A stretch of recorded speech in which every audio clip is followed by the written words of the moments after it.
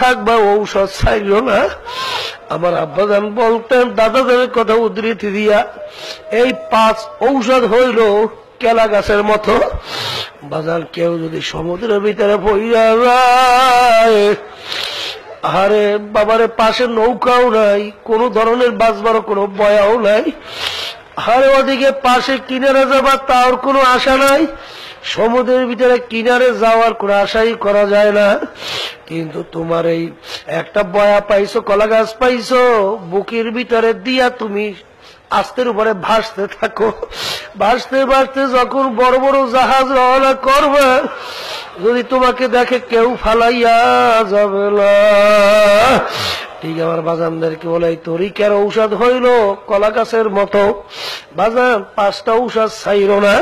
যদি এই অবস্থায় থাকতে থাকতে যদি দুনিয়ার থেকে বিদায় নিয়ে কবরে যাও, কিয়ামতের ময়দান আল্লাহ রাব্বুল আলামিন যখন আল্লাহর বড় বড় কুতুবদেরকে সুপারিশের ক্ষমতা দান করবে, যখন সুপারিশের অধিকার দান করবে, তখন তোমাকে আমাকে ফালাইয়া যাবে না আল্লাহ। এই জন্য আমার বাজানদেরকে বলবো, খবরদার বুঝে আসুক বা না আসুক, এই 5 ঔষধ ছাইরেন না বাজান। সাপ্তাহিক হালকা জিকির তালিম ছাইরো না। আল্লাহু আকবার। মাসিক ইজতেমা সব গুজারিতে যাইও, সব গুজারি করিয়েন। চরমুনের বাৎসরিক মাহফিল বিনা ওজরে কামাই দিয়েন না। ঠিক মতো 5 ঔষধ অনুযায়ী আল্লাহর ফজলে চলতে পারেন, দেখবেন দিনের দিন আল্লাহর ফজলে আপনার নেকের কাজ করা আল্লাহর ফজলে সহজ হয়ে যাবে, গুনার থেকে ফেরা আপনার জন্য সহজ হয়ে যাবে।